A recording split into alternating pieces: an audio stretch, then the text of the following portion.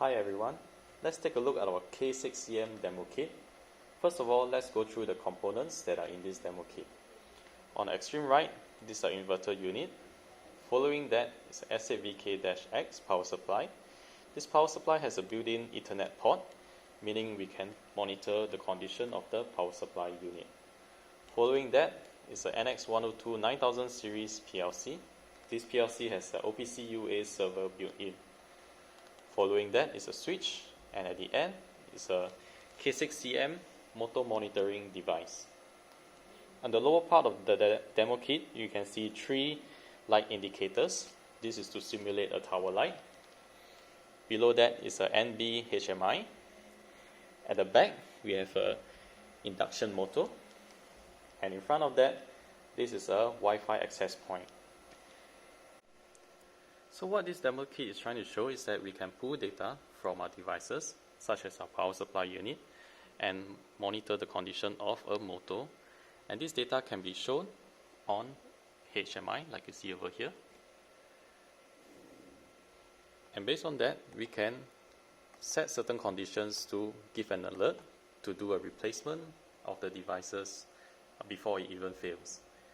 And because our HMI has a web interface functionality, we can even monitor it and control it on a mobile phone through this wireless access point. And since it's running on an OPC UA server, all this data can be put and displayed on the dashboard like you see over here. So what happens when we try to simulate an external force on the shaft of the motor by lifting this lever?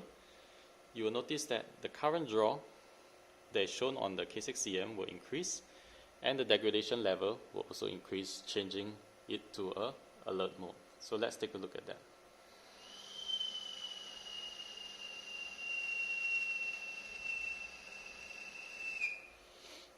So you can see that the current has increased, and we have now entered a warning zone. And this data can also be shown on the dashboard.